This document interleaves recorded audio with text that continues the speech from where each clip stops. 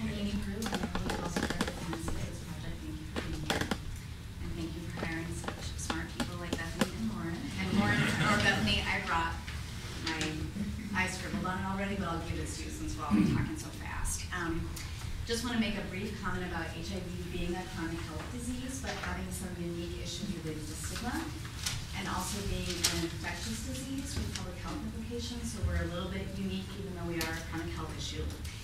A couple things, I just have a couple brief stories to demonstrate some of the stigma associated with HIV and how it's impacted related to healthcare access.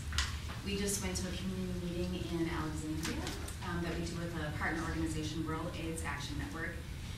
One woman there, in her 50s, had been living with HIV for 27 years and was trying to help another woman there who was newly diagnosed and wasn't telling anyone, had felt marginalized by her husband and her church members, her fellow church members, about her HIV status. So she was keeping it to herself and then not getting health care.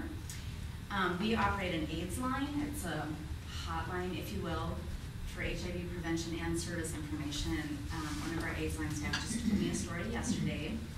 A woman new to Minnesota, has her kids with her, is living with just an acquaintance, so doesn't have housing, and was afraid to tell the person that she's living with about her HIV status for fear of getting kicked out. And so she's going without medical treatment and without her meds. And then one last story, I think there's a lot of complacency associated with HIV. We had 2 women die who are case managed clients earlier this year. One was a woman who was 24 years old and had lived her entire life with HIV. She had been, makes me feel sad to say it, she had been infected at birth. Just a couple data points, talk data so I don't feel so passionate about the issues.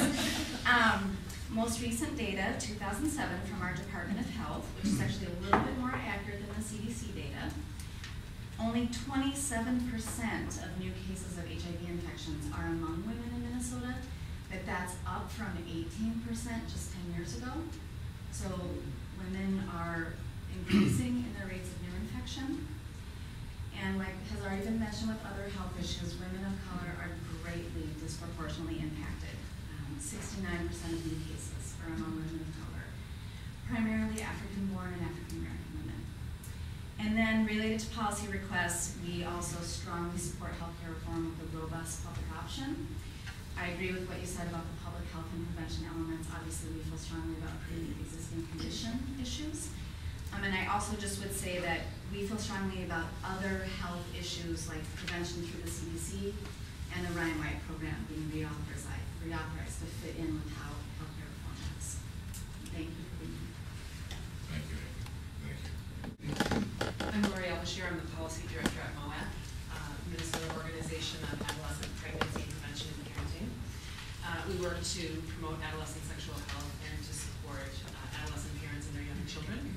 And I think in the interest of time, I'll just focus on the particular needs of adolescents as it pertains to healthcare and sexual healthcare particularly. Because most adolescent sexual health needs are met through confidential services, many young people don't access the health system through typical health insurance programs.